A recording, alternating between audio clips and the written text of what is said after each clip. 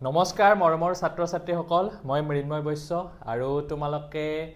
তোমালোকৰ কাৰণে আজি এটা নতুন লেসন লৈ আহিছো পলিটিক্যাল সায়েন্সৰ তোমালোকে বহুতে কমেন্ট কৰি আছিলা আগৰ ভিডিওটোত বংগ বিভাজনৰ ভিডিওটোত যদি হেতু ভিডিও চোৱা নাই তোমালোকে চাই লবা কাৰণ বহুত কথা জানিব পাৰিবা আৰু খুব ধুনিয়াকৈ শিকাইছো তোমালোকক পিকচাৰ দি আৰু কনসেপ্ট বিলাক দিছো লগতে নোটস বিলাক দিছো আৰু নোটস বিলাক ইমান ধুনিয়াকৈ দিছো যে তাত তোমাৰ পয়েন্ট ওয়াইজ দিছো যাতে তোমালোকৰ 1 নম্বৰো মেট্ৰিক পৰীক্ষাত কাটিব নালাগে গতিকে এই লেসনৰ প্ৰেজেন্টেশনটো মই হেনুকাকে বনাইছো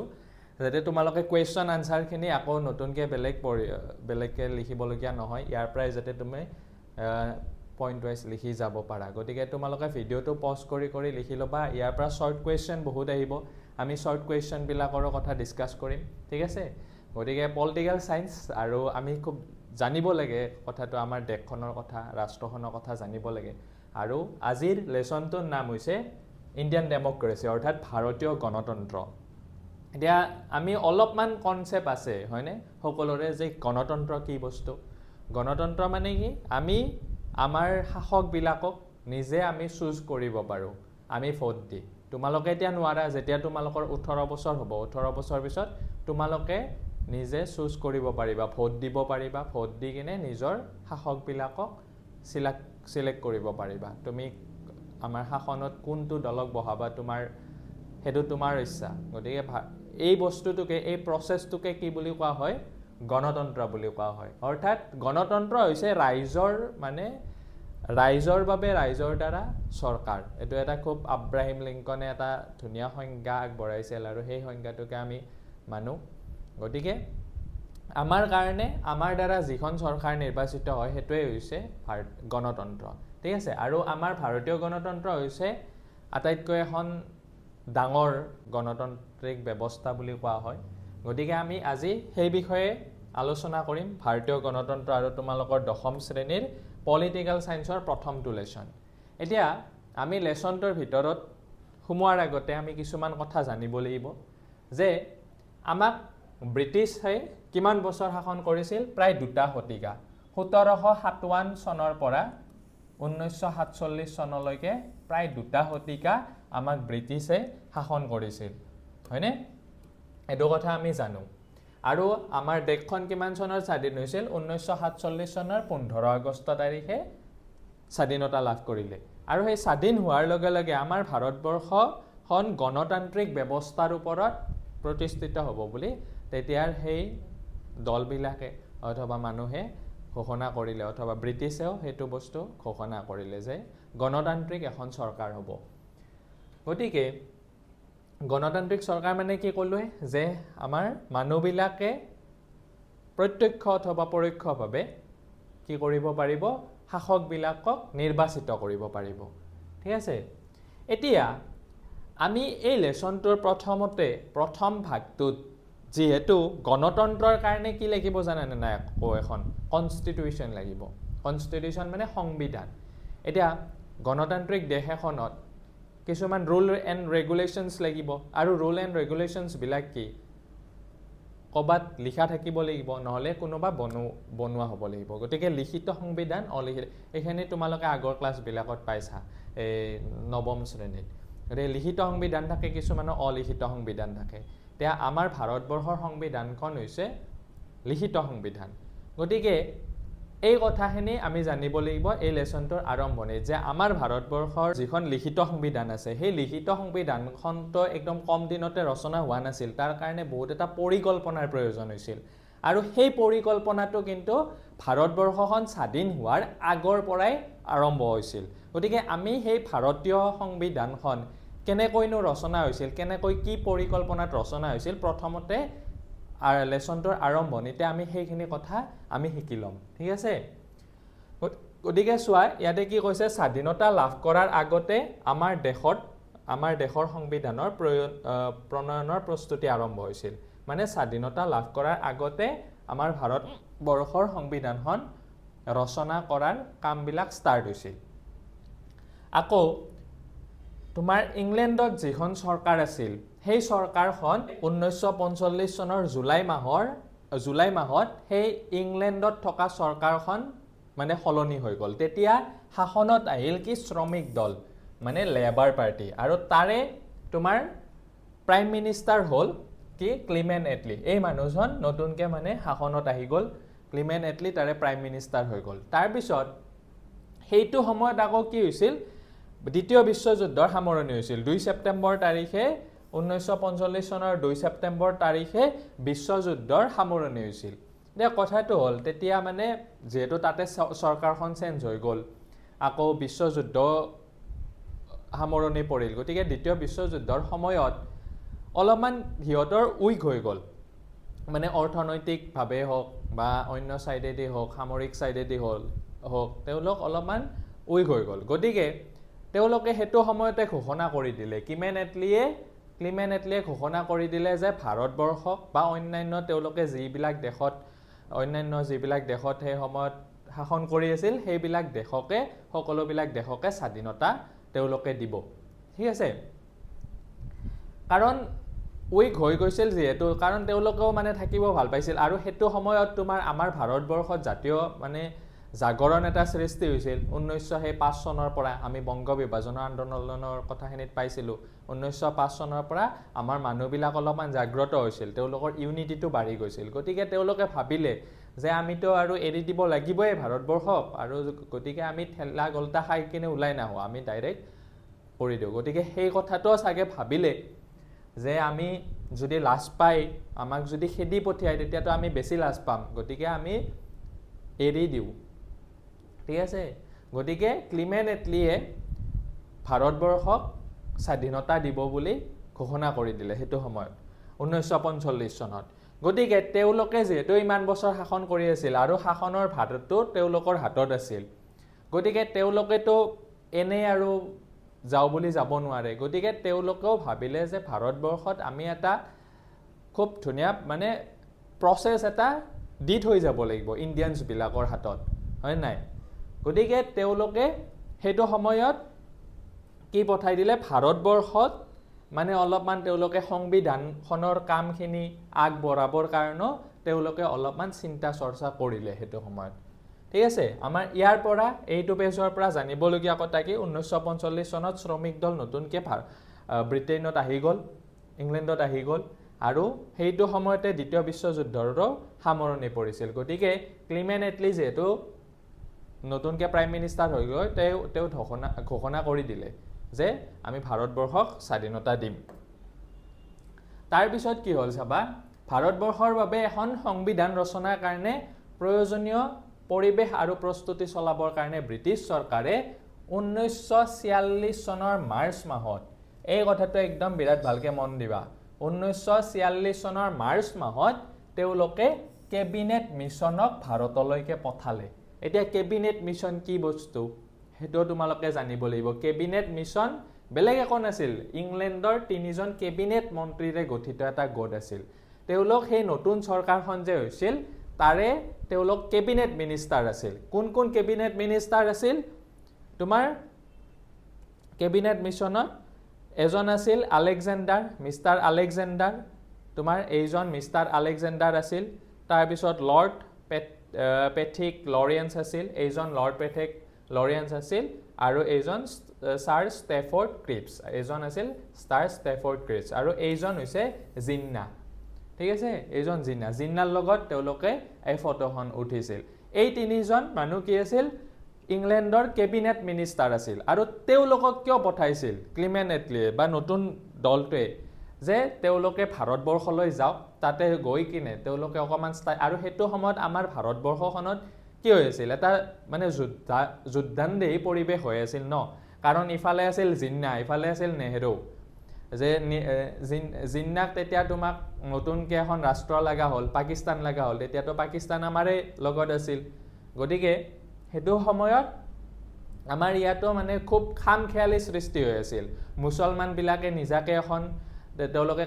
কাউন্ট্ৰি ডিমান্ড কৰি আছিল আকৌ নেহেৰুহঁতে মানে ইণ্ডিয়ান নেশ্যনেল কংগ্ৰেছে সেই একেলগে ভাৰতবৰ্ষখন থকাটো বিচাৰিছিল গতিকে সকলোৰে মাজত বিভেদ সৃষ্টি হৈছিল গতিকে এই তিনিজন মানুহক অলপমান ভাৰতবৰ্ষৰ বিষয়ে ষ্টাডি কৰি ইয়াত কি প্ৰচেছত আগবঢ়াব পাৰি গতিকে সেই কাৰণে এই তিনিজন মানুহক পঠাইছিল গতিকে এই কথাটো বিৰাট ভালকে মনত ৰাখিবা কেবিনেট মিছন আৰু আনহাতে এইজন কোন বুলি ক'লো মই তোমাৰ এইটো তোমাৰ লৰ্ড পেথিক লৰিয়েন্স আৰু এইজন হৈছে গান্ধী এই ফটোখনৰ এই গান্ধীৰ লগত যিখন ফটো উঠিছিল এই ফটোখনৰ আমাৰ ভাৰতবৰ্ষৰ ইতিহাসত এটা বিৰাট ডাঙৰ গুৰুত্বপূৰ্ণ ফটো এইখন কিয় জানানে কুইজ কম্পিটিশন বিলাকতো তোমালোকক এটো কথা কেতিয়াবা সুধিব পাৰে এইজন কি বুলি ক'লো লৰ্ড পেথিক লৰিয়েন্স আৰু এইজন হৈছে গান্ধী এই গান্ধীৰ ফটোখন কিয় ফেমাস জানানে আমাৰ যে নোটস বিলাকত যে গান্ধীৰ ফটোটো থাকে এইখন ফটোৰ পৰা ক্ৰপ কৰি লোৱা হৈছে এইখিনি বস্তু লোৱা হৈছে তোমালোকে নোটছখনৰ লগত মিলাই চাবা এইখন ফটোৱে হয় গম পাইছা তেতিয়াতো আৰু বহুত ফটো উঠি থকা নাছিলে এই লৰিয়েন্সৰ লগত এখন ফটো উঠিছিলে আৰু কোন আছিল তেওঁ কেবিনেট মিনিষ্টাৰ আছিল গতিকে ক্ৰিপছ আমাৰ হেৰি তোমাৰ কেবিনেট মিছনৰ এজন সদস্য আছিল তেতিয়া গান্ধীৰ লগত এখন ফটো উঠিছিল আৰু সেই ফটোখনৰ পৰা গান্ধীৰ এই ফটোখন আমাৰ নোটত দিয়া হৈছে গতিকে এই ফটোখনৰো বিশেষ ভূমিকা আছে গতিকে তোমালোকক মই এই ফটোখন দেখুৱালো ঠিক আছে বাকি এই তিনিজন মানুহৰ নামটো তোমালোকে মনত ৰাখিবা আৰু কেবিনেট মিছন কিমান চনত আহিছিল হেতু কথা মনত ৰাখিবা পৰীক্ষাত আহে 1946 চনৰ মাৰ্চ মাহত আহিছিল আৰু তেওঁলোক কিয় আহিছিল সংবিধানৰ বা অন্যান্য দিশৰ কামখিনিও অলপমান আগবঢ়াবৰ কাৰণে যে ভাৰতবৰ্ষক কেনেকুৱাকৈ আগবঢ়োৱা যাব আমি যোৱাৰ পিছত এটাতো টিমৰ হাতত তেওঁলোকে শাসন ব্যৱস্থাটো দি যাব লাগিল গতিকে কেনেকুৱাকৈ দি যাব সেই প্ৰচেছটো অলপমান আগবঢ়াবৰ কাৰণে আহিছিল ঠিক আছে এতিয়া চোৱা কেবিনেট মিছনৰ তৎপৰতাত সংবিধান সভা গঠন হৈছিল এতিয়া কেবিনেট মিছনে সেই কথাটোত বিশেষ ভূমিকা লৈছিল আৰু তেওঁলোকে এখন কি কৰিলে সংবিধান ৰচনাৰ কাৰণে এখন সভা মানে এখন এছেম্বলি এখন গঠন কৰি দিলে ঠিক আছে আৰু ইয়াৰ প্ৰথমখন বৈঠক বহিছিল কিমান চনত 1946 চনৰ 9 ডিসেম্বৰ তাৰিখে এই কথাটো মনত ৰাখিবা কনস্টিটিউয়েন্ট এছেম্বলিৰ প্ৰথমখন বৈঠক মানে প্ৰথমখন মিটিং বহিছিল 1946 চনৰ 9 ডিসেম্বৰ তাৰিখে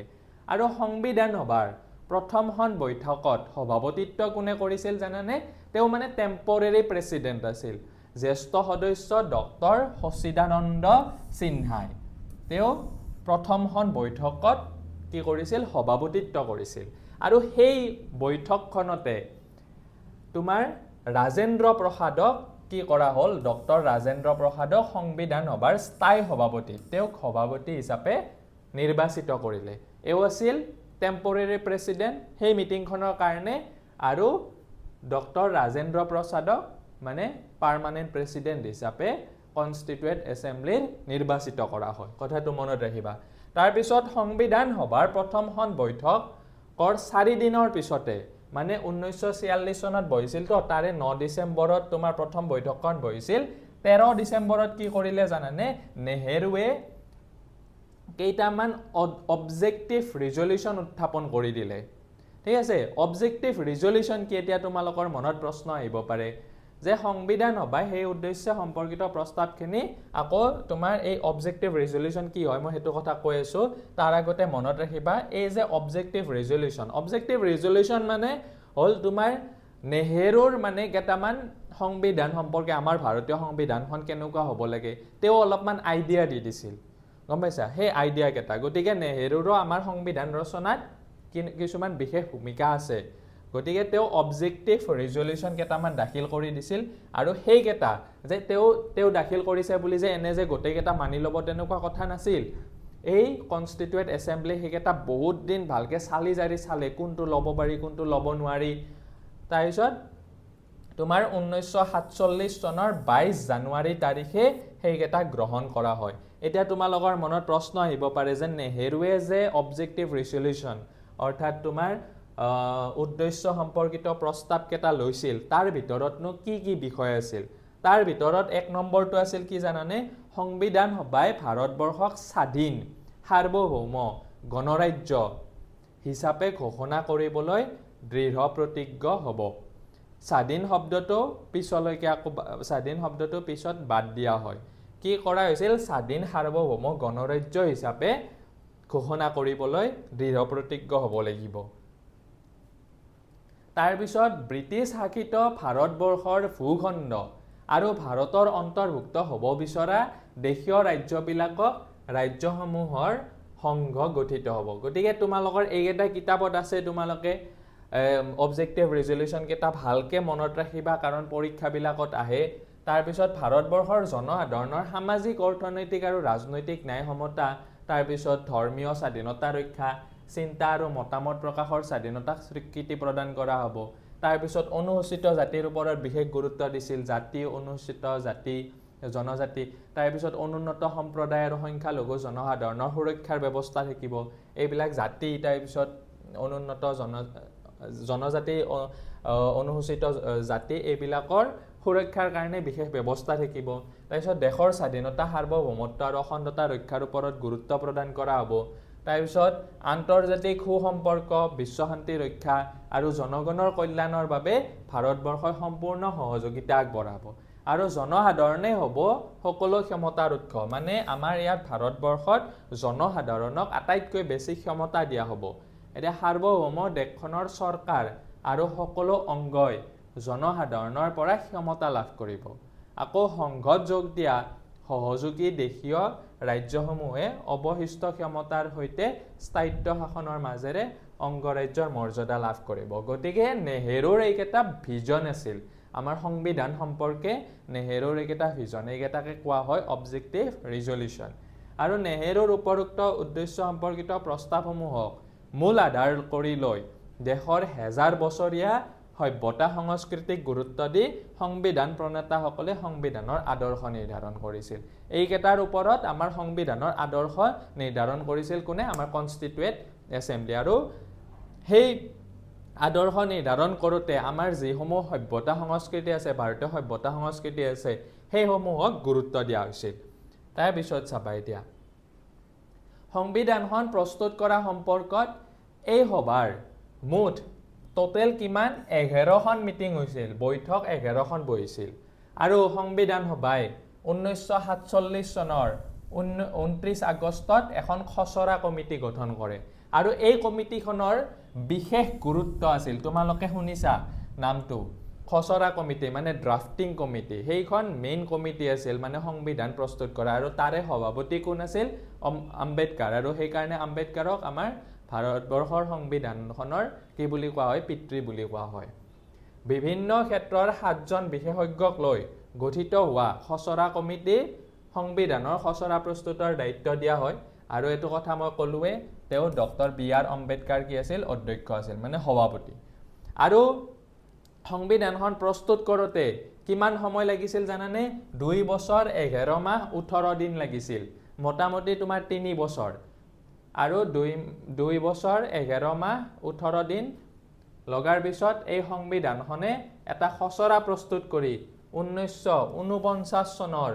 26 নৱেম্বৰ তাৰিখে সংবিধান সভাৰ সভাপতি মানে মেইন সভাপতি আছিল কনষ্টিটিউৱেণ্ট এছেম্বলিৰ কোন ৰাজেন্দ্ৰ প্ৰসাদ সেই ৰাজেন্দ্ৰ প্ৰসাদৰ ওপৰত দাখিল কৰিছিল ঠিক আছে তাৰপিছত তেওঁ স্বাক্ষৰ কৰি দিব লাগিব আৰু তেওঁ স্বাক্ষৰ কৰি দিয়াৰ লগে লগে ভাৰতবৰ্ষৰ জনসাধাৰণে এখন সংবিধান নিজাকৈ লাভ কৰিলে এতিয়া চোৱা আমাৰ মেইন সংবিধানৰ পুৰা ড্ৰাফটটো ফাইনেল ড্ৰাফটটো তোমাৰ 1949 চনৰ 26 নৱেম্বৰ তাৰিখে ৰেডি হৈ গৈছিল কিন্তু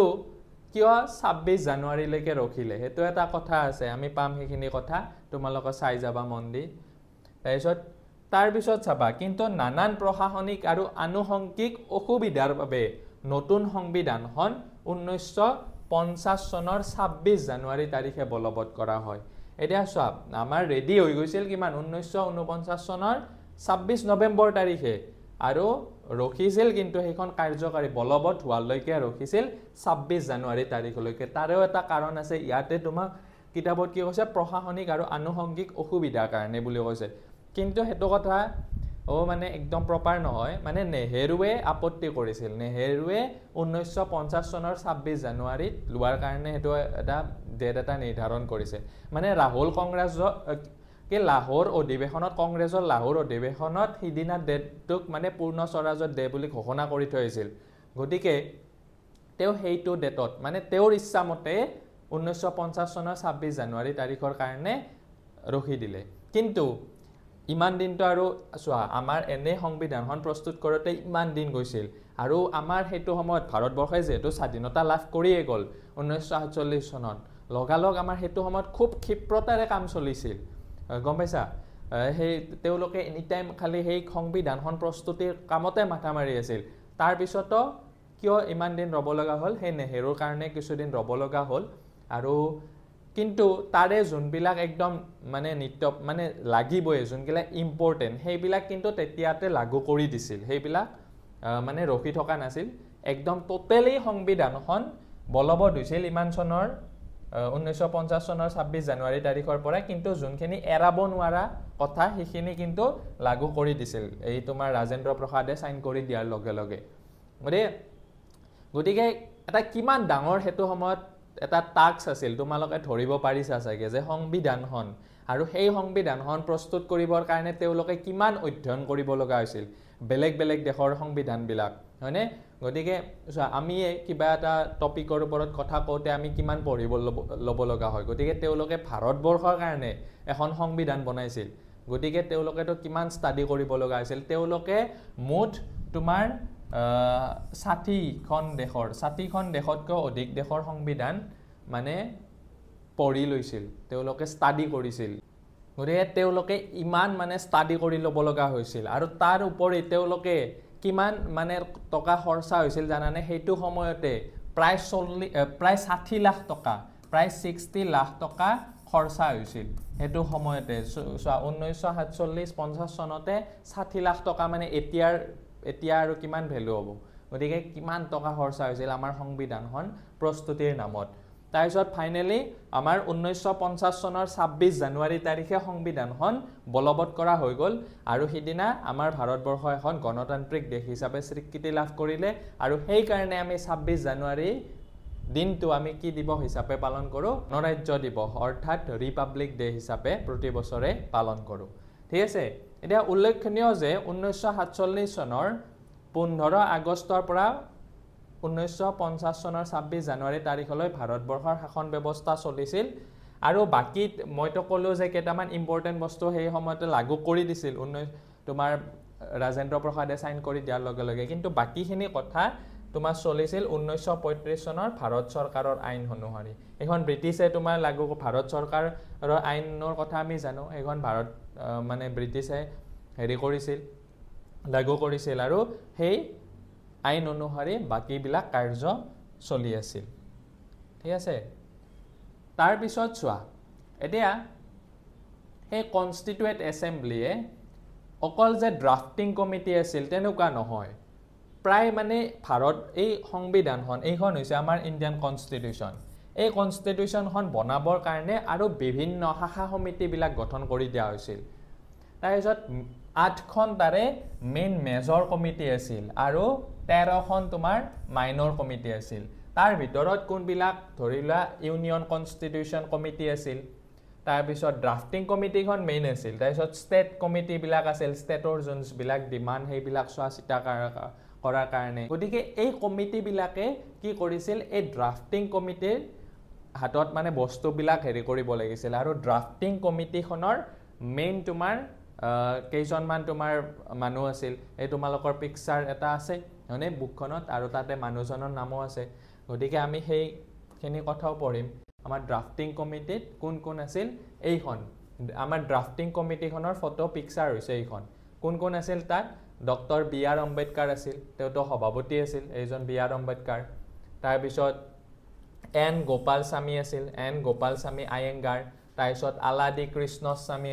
কৃষ্ণস্বামী আয়াৰ আছিল তাৰপিছত কে এম মুন্সি আছিল তাৰপিছত সৈয়দ মহম্মদ ছাদুল্লাহ আছিল তাৰপিছত এন মাধৱ ৰাও আছিল আৰু ডি পি খৈতান আছিল আৰু এইকেইজন মূল তোমাৰ 7জন মানুহ আছিল আৰু এজন মানে তোমাৰ কোন আছিল বি এন ৰাও বুলি এজন আছিল তেওঁ মানে এডভাইজৰ আছিল এইজন বি এন ৰাও ইয়াতে তোমাৰ এইজন এডভাইজৰ আছিল বি এন ৰাও আৰু বাকি কেইজন তোমাৰ সেই মানে সদস্যবিলাক আছিল ঠিক আছে ইয়াতেও এই মই ড্ৰাফটিং কমিটিৰ মানুহকেইজন তোমালোকক চিনাক্ত কৰিবৰ কাৰণে থৈ দিছোঁ তাৰপিছত মেইন আৰু তোমাৰ আমাৰ কনষ্টিটিউশ্যন যে এইকেইজন মানুহে অকল বনাইছিল তেনেকুৱা নহয় আৰু বহুত মানুহ আছিল তাত এইবিলাক পিকচাৰ সেই সময়ৰ এইবিলাক পিকচাৰ তোমাৰ কনষ্টিটিউৱেণ্ট এছেম্বলিত কিমান চোৱা তাত কুমাৰ চৰ্দাৰ বল্লভভাই পেটেল আছিল জৱাহৰলাল নেহৰু আছিল এনেকুৱা বহুত মানুহ আছিল এইবিলাক পিকচাৰ এইবিলাক তেওঁলোকৰ মিটিংছবিলাক এনেকুৱাকৈ সেইটো সময়ত এইটো ব্ৰিটিছে বনোৱা তোমাৰ সংসদটো আছিল সেই সময়ত এনেকুৱাকৈ এই মিটিংছবিলাক হৈছিল কেৱল এইকেইজন মানুহে কেৱল নাছিল এইকেইজন মুখ্য মানুহ আছিল মানে ড্ৰাফটিং কমিটিখন মানে মেইন আছিল তেওঁলোকে ড্ৰাফট ৰেডি কৰিছিল তেওঁলোকে 3টা পৰ্যায়ৰ ড্ৰাফট ৰেডি কৰিছিল গতিকে কিন্তু বহুত মানুহ আছিল তোমালোকে এইটো কথা নাভাবিবা যে কেৱল এইকেইজনে আমাক সংবিধানখন প্ৰস্তুত কৰি দিছে নহয় আমাৰ বহুত মানুহ আছিল এনেকুৱা ইয়াততো বাৰু এটা ফ্ৰেমত আহিছে কিন্তু বহুত ইয়াতকেও বহুত মানুহ আছিল প্ৰায় মোটামুটি তোমাৰ 300 মান মানুহ আছিল সংবিধানখন প্ৰস্তুত কৰাৰ কাৰণে তাৰপিছত চোৱা এতিয়া সংবিধানখন প্ৰস্তুত হৈ গ'ল হয়নে আমি গম পালোঁ যে 1950 চনত বলবৎ 1950 চনৰ 26 জানুৱাৰী তাৰিখে আমাৰ সংবিধানখন বলবৎ হৈ গ'ল এতিয়া আমি সংবিধানখননো কি দিলে আমাৰ সংবিধানত কি বস্তু আছে আমি সেই কথাখিনি অলপ পঢ়িম এতিয়া সংবিধানততো বহুত কথা আছে ৰুল এণ্ড ৰেগুলেশ্যনছ বহুত লিখা আছে কিন্তু আমি অকণমান আইডিয়া এটা পাব লাগিল ন তাৰ কাৰণে আমাক প্ৰেম্বলটো দিছে তোমালোকে প্ৰেম্বল মানে হৈছে প্ৰস্তাৱনা মানে প্ৰস্তাৱনাটো পঢ়ি কিনে তুমি গম পাবা যে আমাৰ সংবিধানখন কেনেকুৱা সংবিধানখন কি মূল বস্তুৰ ওপৰত প্ৰতিষ্ঠিত ঠিক আছে গতিকে আমি অকণমান প্ৰেম্বলটো চাই লৈছোঁ চোৱা প্ৰেম্বল মানে তোমাৰ আমাৰ যেনেকুৱা সূচীপত্ৰ থাকে বুক এখনৰ সূচীপত্ৰত গম পোৱা যায় যে বুকখনৰ ভিতৰত কি বস্তু আছে তুমি যদি একদম নজনা বুক এখনো সাপোজ ধৰি লৈছা তুমি সূচীপত্ৰটো চোৱা নাই গতিকে আমিও ঠিক সেইদৰে কনষ্টিটিউশ্যনখনৰ মানে ভাৰতীয় সংবিধানখনৰ কি আমি অকণমান প্ৰেম্বলটো চালে প্ৰস্তাৱনাটো চালে আমি গম পাম মই ইয়াতে ইংলিছৰ প্ৰস্তাৱনাটো লৈ লৈছোঁ ইয়াতে অসমীয়াখিনি এতিয়া ইয়াতে কি কৈছে চোৱা আমাৰ আকৌ তোমাৰ এই যে প্ৰেম্বলটো আছে ইয়াৰে আকৌ 3টা কম্পনেণ্ট আছে চোৱা ইয়াতে তোমাৰ 3টা পাৰ্ট বুলি কয় তোমালোকে এইবিলাক কথা ইমান এতিয়া ডিটেইলছত জানিব নালাগে তথাপিও মই কৈ দিছোঁ যাতে বস্তুখিনিৰ প্ৰতি অকণমান ইণ্টাৰেষ্ট হোৱা ৰাজনীতি বিজ্ঞানৰ প্ৰতি কাৰণ এইবিলাক কথা জানিব লাগে আমাৰ এই প্ৰেম্বলটোৰ 3টা পাৰ্ট আছে মানে কম্পনেণ্টছ বুলি কয় ইয়াতে তোমাৰ আমাৰ সংবিধানৰ নেচাৰটো প্ৰতিফলিত হৈছে আমাৰ সংবিধানৰ নেচাৰটো আৰু ইয়াতে আমাৰ অবজেক্টিভখিনি প্ৰতিফলিত হৈছে এইটো হ'ল এইখিনি পাৰ্ট হ'ল নেচাৰ এইখিনি হ'ল অবজেক্টিভ আৰু এইখিনি ডেট অফ এডপশ্যনখিনি এইখিনি বেলেগ একো কথা নাই কেতিয়া সংবিধানখন আমাৰ লাগু হৈছিল সেইটো কথা লিখা আছে এতিয়া চোৱা ইয়াতে কি কৈছে সংবিধানখনৰ প্ৰস্তাৱনাটোত কি কৈছে আমি অকণমান গম পাম চোৱা ইয়াৰে প্ৰথম লাইনটোতে অসমীয়াটোত যদি চোৱা আমি ভাৰতৰ জনসাধাৰণে ভাৰতবৰ্ষ এখন সাৰ্বভৌম চোৱা ইয়াতো লিখা আছে উই দ্য পিপল অফ ইণ্ডিয়া আমি ইয়াৰ পৰাই গম পাওঁ যে ভাৰতবৰ্ষৰ যোনখন সংবিধান সেইখন আমাৰ মানুহবিলাকৰ কাৰণে ভাৰতবৰ্ষত বাস কৰা মানুহবিলাকৰ কাৰণে আমি শপত লৈছোঁ যে কি ইণ্ডিয়াখন কি হ'ব ৰিচল্ভ two constitute India into a sovereign socialist secular democratic republic এতিয়া আমি এই ওয়ার্ডস কেইটাৰ পৰা গম পাম যে ভাৰতবৰ্ষখন কি ৰাষ্ট্ৰ মেইন কথা হ'ল sovereign মানে হৈছে কি সাৰ্বভৌম মানে কি আমি অকমান পিছত পঢ়িম ভালকে সাৰ্বভৌম এটা ক্ষমতা যেটো ক্ষমতা এখন স্বাধীন দেশৰ থাকে মানে তাত কোনো বাহিৰা ৰাষ্ট্ৰই হস্তক্ষেপ কৰিব নোৱাৰে আমাৰ যদি কিবা ৰুলছ ল'ব লগা থাকে তেতিয়া আমি আমাৰ ভাৰতবৰ্ষৰ যিখন এছেম্বলি আছে মানে ভাৰতবৰ্ষৰ জনসাধাৰণে ডিসাইড কৰিব বাহিৰৰ ফোৰ্স তাতে কোনো নাথাকে গতিকে সেই বস্তুটোকে সাৰ্বভৌম বুলি কয় তাৰ পিছত সমাজবাদী তাৰ পিছত ধৰ্মনিৰপেক্ষ গণতান্ত্ৰিক গণৰাজ্য হিচাপে প্ৰতিষ্ঠা কৰিম বুলি দৃঢ় সংকল্প ল'ব লাগিব হেতুৱে কথা কৈছে আৰু আমাৰ ইয়াতে অবজেক্টিভ কি সংবিধানখনৰ অবজেক্টিভ কি মানে লক্ষ্য কি জাস্টিস দিয়া জাস্টিস কি দিব সোশ্যাল জাস্টিস থাকিব ইকোনমিক জাস্টিস থাকিব পলিটিক্যাল জাস্টিস থাকিব তাৰপিছত লিবাৰ্টি থাকিব লিবাৰ্টি অফ থটস আমাৰ চিন্তা কৰাৰ লিবাৰ্টি থাকিব expression belief faith and worship তাৰপিছত তোমাৰ ইকুৱেলিটি থাকিব ইকুৱেলিটি অফ ষ্টেটাছ এণ্ড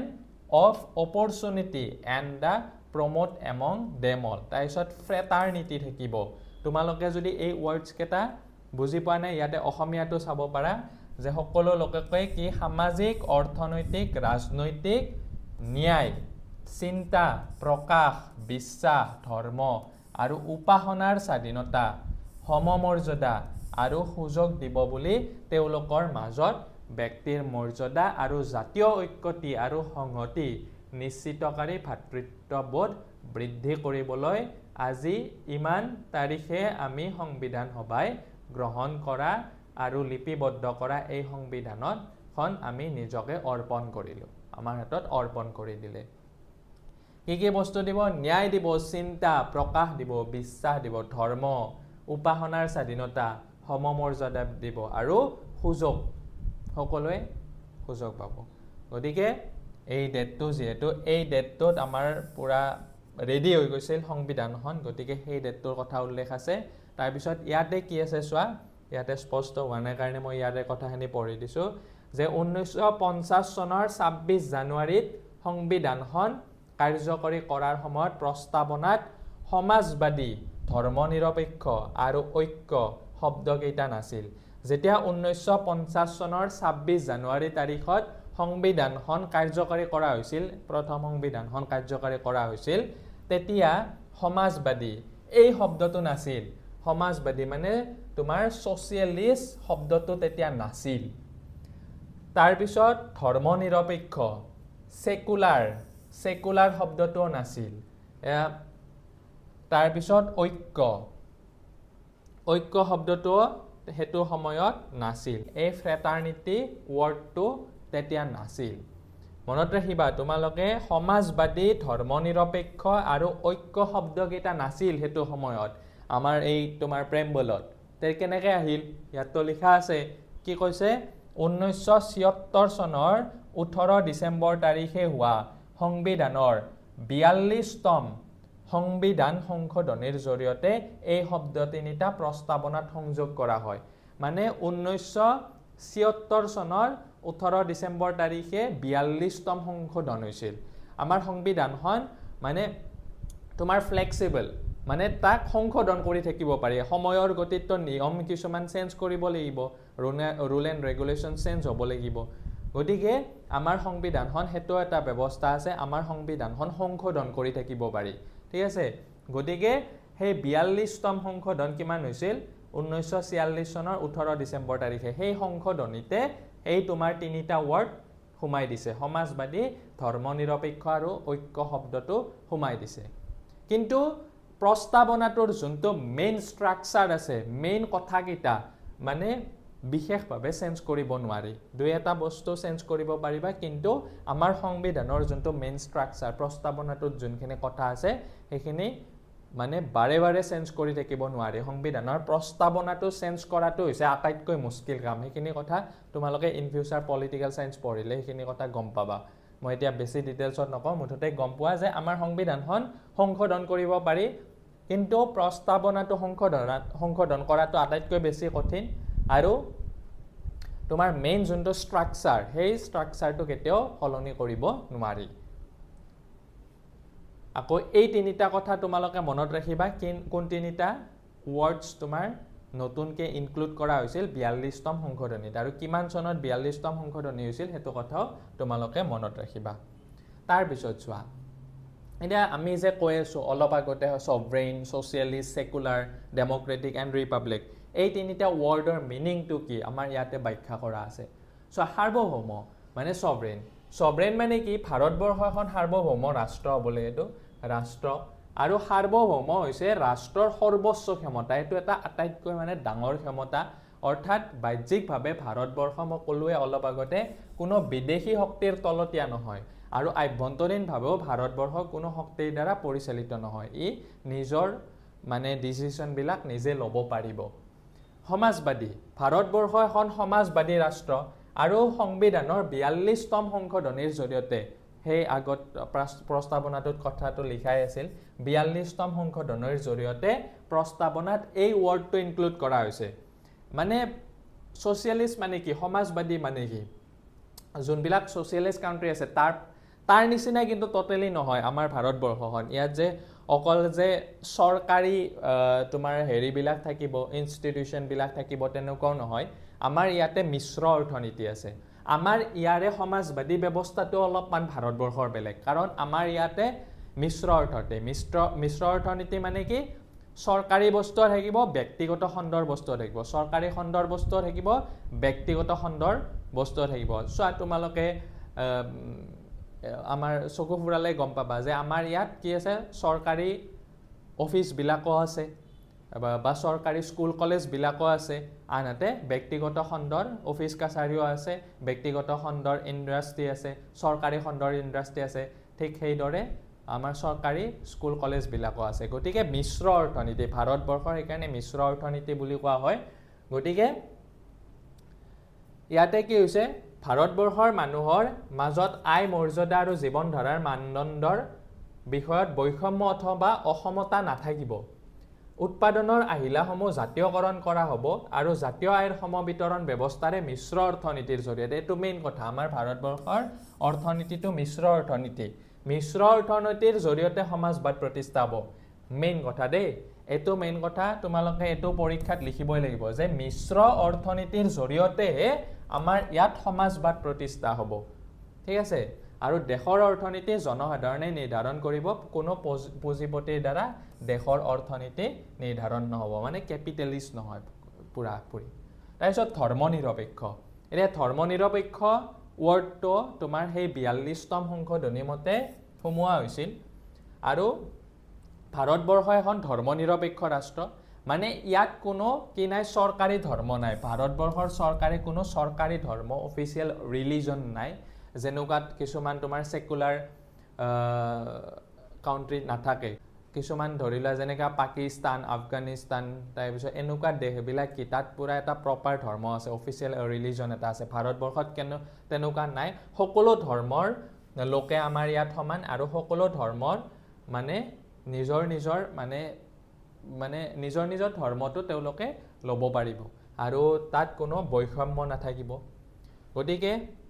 এইটো এটা ধৰ্মনিৰপেক্ষ ৰাষ্ট্ৰ আমাৰ ভাৰতবৰ্ষখন তাৰপিছত গণতান্ত্ৰিক ভাৰতবৰ্ষ এখন গণতান্ত্ৰিক ৰাষ্ট্ৰ আৰু দেশৰ শাসন ব্যৱস্থা জনসাধাৰণৰ প্ৰতিনিধিৰ দ্বাৰা পৰিচালিত হ'ব শাসন ব্যৱস্থা জনসাধাৰণৰ আমি যিসকলক উঠাও আমি যিসকলক ভোট দিওঁ আমাৰ প্ৰতিনিধি আমাৰ যিবিলাক কেপ্টেইন থাকে সেইবিলাকৰ দ্বাৰা তেওঁলোকে পৰিচালনা কৰিব আমাৰ দেশখন আৰু জনসাধাৰণে দেশৰ শাসন নিজৰ বাবে নিজে চলাব আৰু প্ৰশাসন জনসাধাৰণৰ ওচৰত দায়বদ্ধ থাকিব আনহাতে গণৰাজ্য মানে কি ভাৰতবৰ্ষ হৈছে এখন গণৰাজ্য আৰু দেশখনৰ ৰাষ্ট্ৰপ্ৰধানজন হৈছে ৰাষ্ট্ৰপতি আৰু জনসাধাৰণৰ দ্বাৰা নিৰ্বাচিত হয় ৰাষ্ট্ৰপতিজন আমাৰ দ্বাৰা ডাইৰেক্টলি নিৰ্বাচিত নহ'লেও ইনডাইৰেক্টলি নিৰ্বাচিত হয় আৰু ৰাষ্ট্ৰপ্ৰধান মানে আমাৰ ভাৰতবৰ্ষৰ প্ৰধানমন্ত্ৰীজন মানে আমিয়ে সিলেক্ট কৰোঁ কোনটো দলে শাসনত বহিব আৰু সেই শাসনত বহুৱা মানুহবিলাকে তো তেওঁলোকে সিলেক্ট কৰে গতিকে ইনডাইৰেক্ট আমাৰ ভাৰতীয় ডেমক্ৰেচিটো হৈছে ডেমক্ৰেচিত দুটা ভাগ থাকে হা এটা হৈছে ডাইৰেক্ট ডেমক্ৰেচি তাতে তোমাৰ যোনজন ৰাষ্ট্ৰপ্ৰধান সেই ৰাষ্ট্ৰপ্ৰধানজনক ডাইৰেক্টলি ভোট দিয়ে মানুহবিলাকে আৰু এটা হৈছে ইনডাইৰেক্ট ডেমক্ৰেচি আমাৰ ভাৰতবৰ্ষখন হৈছে ইনডাইৰেক্ট ডেমক্ৰেচি তাতে আমাৰ থ্ৰুইদি আমাৰ কেপ্টেইনবিলাক আমাৰ মানে তোমাৰ প্ৰতিনিধিবিলাক নিৰ্বাচিত হয় আকৌ সেই প্ৰতিনিধিবিলাকে আমাৰ ৰাষ্ট্ৰপ্ৰধানজনক সিলেক্ট কৰে গতিকে সেইটো হ'ল ইনডাইৰেক্ট ডেমক্ৰেচি গতিকে এইটো কথাও মনত ৰাখিবা আমাৰখন ভাৰতবৰ্ষখন হৈছে প্ৰত্যক্ষ মানে পৰোক্ষ গণতন্ত্ৰৰ দেশ তাৰপিছত চোৱা তোমাৰ লগক তাৰপিছত যুক্তৰাষ্ট্ৰীয় ব্যৱস্থাৰ কথা দিছে এতিয়া মানে যুক্তৰাষ্ট্ৰীয় ব্যৱস্থানো কি অথবা যুক্তৰাষ্ট্ৰীয় বৈশিষ্ট্য কোনবিলাক মানে ফেডাৰেল কেৰেক্টাৰিষ্টিক্স কোনবিলাক সেইখিনি কথা আমি অলপমান ডিছকাশ্যন কৰিম এতিয়া যুক্তৰাষ্ট্ৰ কি আৰু আমাৰতো জানে কোনখন দেশ যুক্তৰাষ্ট্ৰ বুলি কোৱা হয় আমেৰিকা যুক্তৰাষ্ট্ৰ বুলি কোৱা হয় হয়নে ভাৰতবৰ্ষখনৰ যুক্তৰাষ্ট্ৰ হয় নেকি আমি সেইখিনি কথা অলপমান ডিছকাশ্যন কৰিম এতিয়া সো যুক্তৰাষ্ট্ৰ শব্দটো অকমান আমি ষ্টাডি কৰি লৈছোঁ যে এইটো শব্দ লেটিন ইংৰাজী ইয়াৰ প্ৰতিশব্দ হৈছে ফেডাৰেশ্যন এতিয়া ফেডাৰেশ্যন শব্দটো ফ'ডিয়া শব্দৰ পৰা আহিছে আৰু যাৰ অৰ্থ হৈছে চুক্তি অথবা সন্ধি সেই যুক্তৰাষ্ট্ৰ হ'ল পাৰস্পৰিক সন্ধি অথবা চুক্তিৰ দ্বাৰা সন্মিলিত হোৱা কিছুমান ৰাষ্ট্ৰৰ গোট অথবা সমষ্টি আৰু ইয়াত ৰাজ্যসমূহে কি কৰে এখন কেন্দ্ৰীয় চৰকাৰৰ সাৰ্বভৌম ক্ষমতা স্বীকৃতি দিয়াৰ লগতে নিজ স্বতন্ত্ৰতা আৰু স্বকীয়তা অক্ষুণ্ণ ৰাখে হয়নে এতিয়া আমাৰ কেন্দ্ৰীয় চৰকাৰ এখন আছে আৰু সেই চৰকাৰখনে নিজৰ স্বকীয়তাটো অক্ষুণ্ণ ৰাখে আৰু তাৰ তলত কিছুমান ষ্টেট আছে সেই ষ্টেটতো নিজা নিজা এখন গভৰ্ণমেণ্ট আছে প্ৰতিখন ষ্টেটত গতিকে যুক্তৰাষ্ট্ৰ আমাৰ দুখন গভৰ্ণমেণ্ট আছে এখন হৈছে চেন্ট্ৰেল গভৰ্ণমেণ্ট এখন হৈছে ষ্টেট গভৰ্ণমেণ্ট ঠিক আছে সেইকাৰণে যুক্তৰাষ্ট্ৰ বুলি কোৱা হয় এতিয়া চোৱা ভাৰতবৰ্ষ স্বাধীন হোৱাৰ পূৰ্বে ইংলেণ্ডৰ সংসদে প্ৰণয়ন কৰা 1935 চনৰ ভাৰত চৰকাৰ আইনখনে আমাৰ দেশত যুক্তৰাষ্ট্ৰীয় পদ্ধতিৰ প্ৰৱৰ্তন কৰিছিল হেতু বস্তু আমাৰ যে ভাৰতবৰ্ষ তোমালোকে জানা যে ভাৰতবৰ্ষ স্বাধীনতা হোৱাৰ আগতে এই আইনখনৰ জৰিয়তে ভাৰত চৰকাৰ আইন 1935 চনত প্ৰণয়ন হোৱা ভাৰত চৰকাৰৰ আইনখনৰ জৰিয়তে আমাৰ দেশখন পৰিচালিত হৈ আছিল আৰু সেই আইনখনে আমাৰ ভাৰতবৰ্ষখনক যুক্তৰাষ্ট্ৰীয় পদ্ধতি প্ৰৱৰ্তন কৰিছিল পৃথিৱীত যুক্তৰাষ্ট্ৰীয় পদ্ধতিৰ প্ৰথম প্ৰৱৰ্তন হৈছিল আমেৰিকা যুক্তৰাষ্ট্ৰত মই ক'লোৱে আৰু সেই কাৰণে আমেৰিকা যুক্তৰাষ্ট্ৰক যুক্তৰাষ্ট্ৰৰ গৃহভূমি বুলি কোৱা হয় মানে হোমলেণ্ড অফ ফেডাৰেশ্যন বুলি কোৱা হয় কিন্তু আমেৰিকা যুক্তৰাষ্ট্ৰৰ যদিও মানে যুক্তৰাষ্ট্ৰৰ গৃহভূমি বুলি কোৱা হয় আমাৰ দেশখনে যুক্তৰাষ্ট্ৰ সেই আমেৰিকা যুক্তৰাষ্ট্ৰৰ পদ্ধতিটো ফলো কৰা নাই আমাৰ দেশখনে আমাৰ সংবিধান প্ৰণেতাসকলে ভাৰতবৰ্ষৰ যুক্তৰাষ্ট্ৰীয় প্ৰৱৰ্তন কৰোঁতে কানাডা যুক্তৰাষ্ট্ৰকহে গুৰুত্ব দিছিল মানে কানাডা যুক্তৰাষ্ট্ৰ অনুসৰণ কৰি কিনে আমাৰ যুক্তৰাষ্ট্ৰীয় ব্যৱস্থাখিনি তেওঁলোকে আনিছিল এতিয়া তোমালোকৰ মনত প্ৰশ্ন হ'ব পাৰে যে যুক্তৰাষ্ট্ৰীয় ব্যৱস্থা কিয় আমেৰিকাৰ পৰা নললে কাৰণ আমেৰিকাত কি জানানে আমেৰিকাত সেই যুক্তৰাষ্ট্ৰীয় ষ্টেটছবিলাক আছে যে আমেৰিকাতো বহুত কেইখন ষ্টেট আছে সেই ষ্টেটবিলাকক মানে বেছি তোমাৰ অধিকাৰ দি থৈ দিছে কিন্তু ভাৰতবৰ্ষতো যদি সেই চেন্ট্ৰেল গভৰ্ণমেণ্টৰ যদি পাৱাৰটো কমাই দিয়া হয় ষ্টেট গভৰ্ণমেণ্টক যদি বেছি পাৱাৰ দিয়া হয় তেতিয়া হয়তো ভাৰতবৰ্ষৰ যোনটো মানে অখণ্ডতা সেইটো বৰ্তি নাথাকিলেহেঁতেন গতিকে ভাৰতবৰ্ষৰ যিসমূহ তোমাৰ সংবিধান প্ৰণেতা আছে তেওঁলোকে আমাৰ চেন্ট্ৰেলক বেছি পাৱাৰ দি থৈ দিছে তাৰ তলতহে ষ্টেটছবিলাক থাকিব ঠিক আছে গতিকে তেওঁলোকে সেই কানাডাৰ যুক্তৰাষ্ট্ৰ মডেলটো তেওঁলোকে ফলো কৰিলে আৰু ভাৰতবৰ্ষৰ যুক্তৰাষ্ট্ৰ থাকিব লগা কেইবাটাও বৈশিষ্ট্য থকা স্বত্তেও আমাৰ ব্যৱস্থাটো প্ৰকৃত যুক্তৰাষ্ট্ৰীয় ব্যৱস্থা নহয় কাৰণে পুৰা প্ৰকৃত যুক্তৰাষ্ট্ৰীয় ব্যৱস্থা নহয় বুলি কয় বহুতে এক কেন্দ্ৰিক চৰকাৰৰ বহুতো বৈশিষ্ট্য একাত্ম হৈ আছে আমাৰ ইয়াত আৰু সেইকাৰণে বহুতে আমাৰ এই ব্যৱস্থাটোক কি বুলি ক'ব খোজে অৰ্ধ যুক্তৰাষ্ট্ৰ বুলি ক'ব খোজে বহুতে আকৌ ব্যতিক্ৰম যুক্তৰাষ্ট্ৰ বুলি ক'ব খোজে অথবা কিছুমানে কেন্দ্ৰীভূত যুক্তৰাষ্ট্ৰ বুলি মানে চেন্ট্ৰেলাইজ ফেডাৰেশ্যন যেহেতু আমাৰ কেন্দ্ৰীয়ৰ বেছি শক্তি আছে গতিকে সেইটো কেন্দ্ৰীভূত যুক্তৰাষ্ট্ৰ বুলি ক'ব খোজে গতিকে তেনেকুৱাকে বহুতে বহুত নাম দিছে কিছুমানে আকৌ গঠনত যুক্তৰাষ্ট্ৰ কিন্তু আদৰ্শত এক কেন্দ্ৰিক গঠনত যুক্তৰাষ্ট্ৰ কিন্তু আদৰ্শত এক কেন্দ্ৰিক বুলিও অভিহিত কৰে বহুতে গতিকে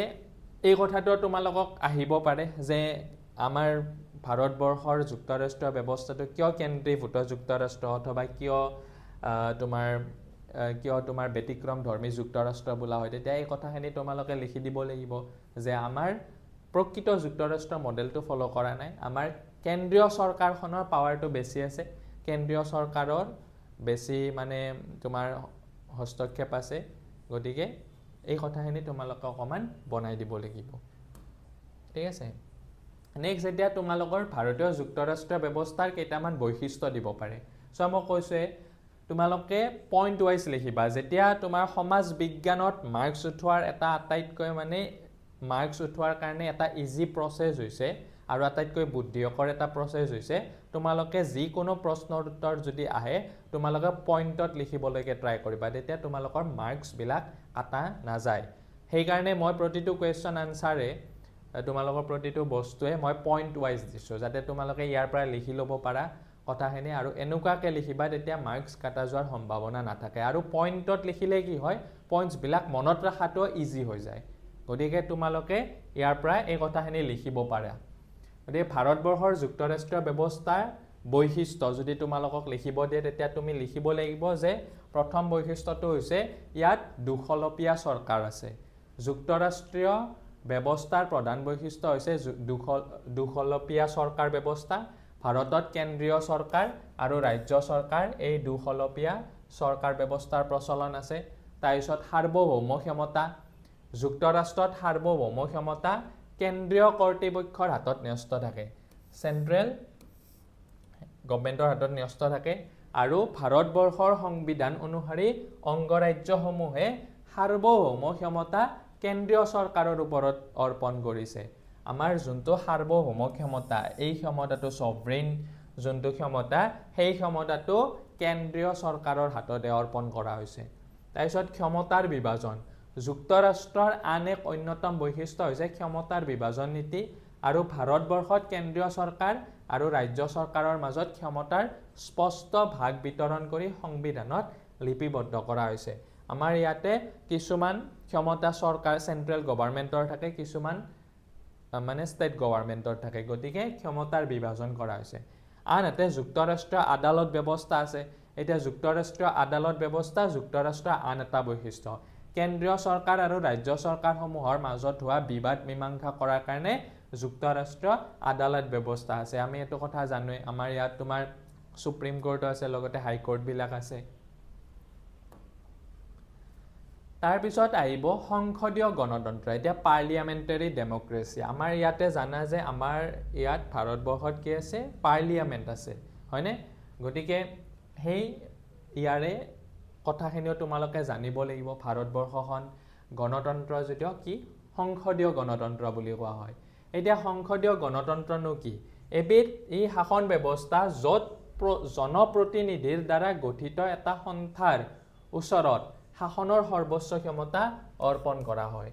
আমি মানে জনপ্ৰতিনিধিবিলাক যিবিলাক নিৰ্বাচিত কৰোঁ সেইবিলাকৰ ওচৰত মানে ক্ষমতাবিলাক অৰ্পণ কৰা হয় গতিকে জনপ্ৰতিনিধিৰ ক্ষমতা থাকে আমাৰ ইয়াত জনপ্ৰতিনিধিৰে গঠিত এনে সন্থাক আমেৰিকা যুক্তৰাষ্ট্ৰত কি বুলি কোৱা হয় তেওঁলোকক কিন্তু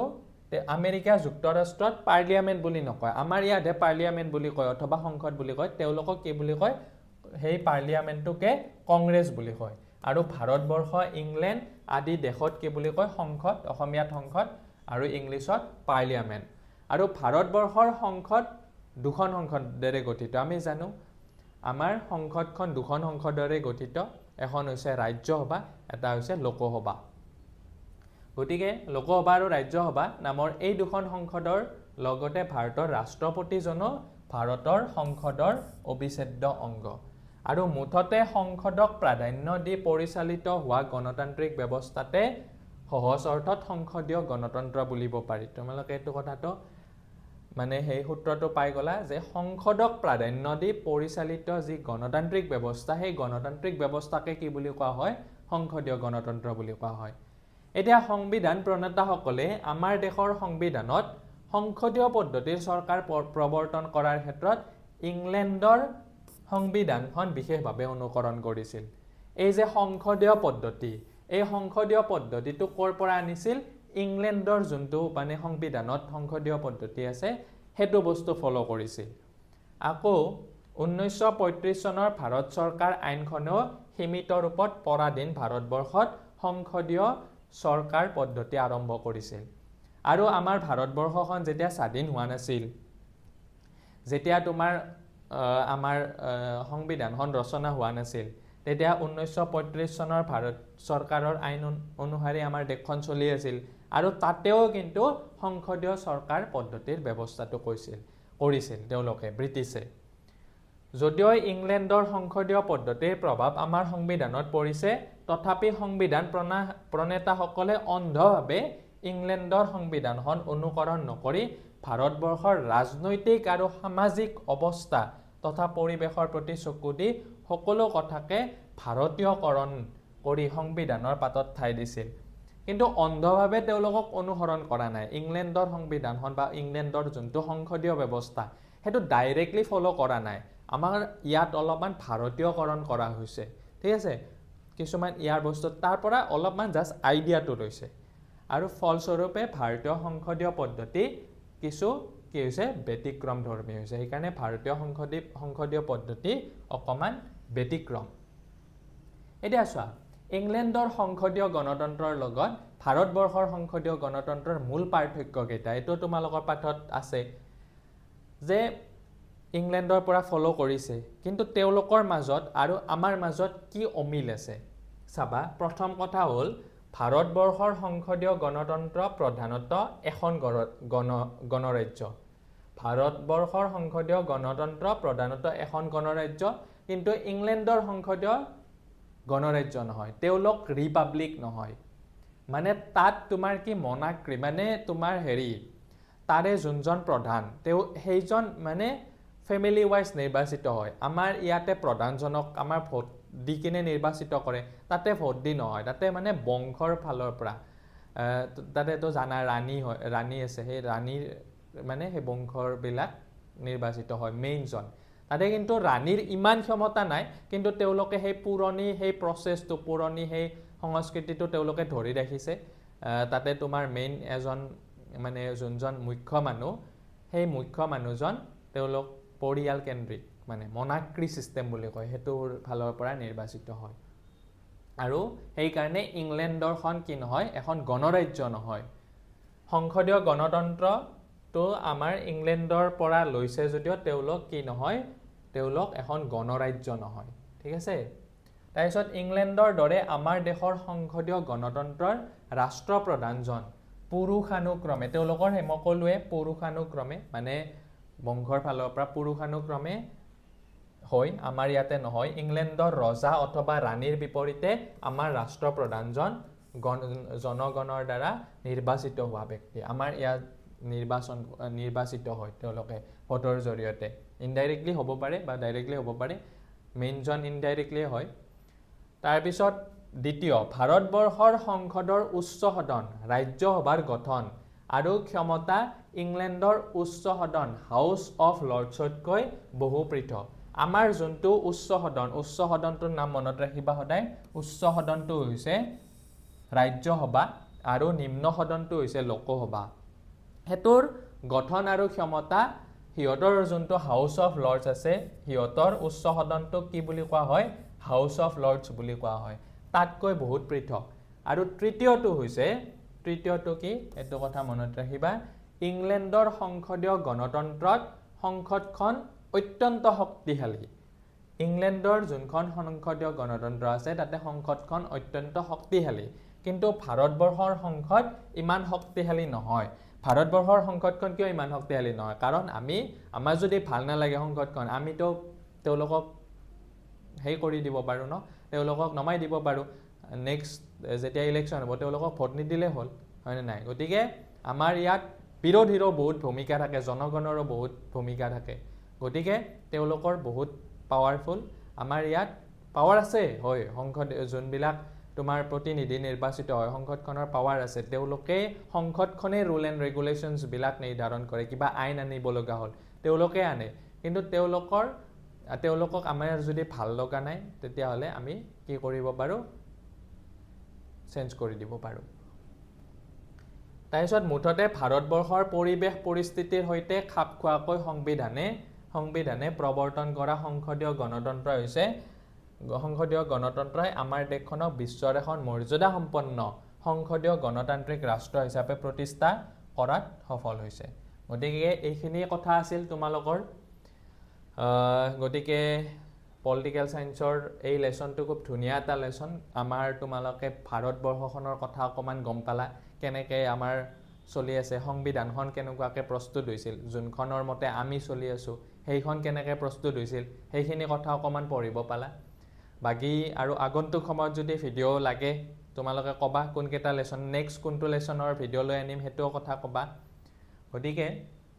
আৰু কনসেপ্ট ওয়াইজ বস্তুবিলাক তোমালোকক শিকাবলৈকে ট্ৰাই কৰিছো তোমালোকে এনেকুৱাকৈ শিকা তেতিয়া সাবজেক্টটো ইজি লাগা হ'ব তোমালোকে বৰ নোপা তোমালোকে যাতে মুখস্থ নকৰা মই সেইটো কথাৰ ওপৰতে গুৰুত্ব দিছোঁ যাতে তোমালোকে বুজি পোৱা বস্তুবিলাক তোমালোকৰ বুজি পালে কথাবিলাক লিখিব ইজি পেৰট লাৰ্নিং কেতিয়াও নকৰিবা ভাতৰ নিচিনা কেতিয়াও নহবা আৰু যদি ভাতৰ নিচিনা নোহোৱা ন শিক্ষাটো বিৰাট এটা ইণ্টাৰেষ্টিং বস্তু শিক্ষাৰ নিচিনা ইণ্টাৰেষ্টিং বস্তুৱে নাই যদি পেৰট লাৰ্নাৰ হোৱা কিন্তু শিক্ষাৰ নিচিনা বৰিং বস্তু নাই আৰু সেই পেৰট লাৰ্নাৰবিলাকে কিন্তু জীৱনত একো উন্নতি কৰিব নোৱাৰে তেওঁলোকে মাৰ্কছ হয়তো কোনোবাটো পৰীক্ষাত বেছি পাব পাৰে কিন্তু তেওঁলোকে মানে যাই থৈ কিনে সফল কিন্তু হ'ব নোৱাৰে গতিকে তোমালোকে কনচেপ্ট ৱাইজ বস্তুবিলাক শিকা পঢ়াটো অকণমান এনজয় কৰা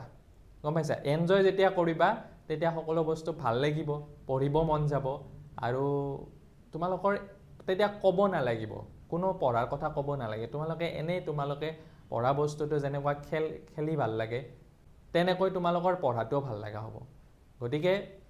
প্ৰতিটো লেচন তোমালোকক মই অকণমান ডিটেইলছত আলোচনা কৰিবলৈকে ট্ৰাই কৰিছোঁ ইংলিছে হওক সমাজ বিজ্ঞানে হওক আৰু বাকীকেইজন ছাৰ অথবা বাইদেউ সেইটো বস্তুকে ট্ৰাই কৰি আছে গতিকে আমাৰ চেনেলটো তোমালোকে ফ'ল' কৰিবা আৰু যদি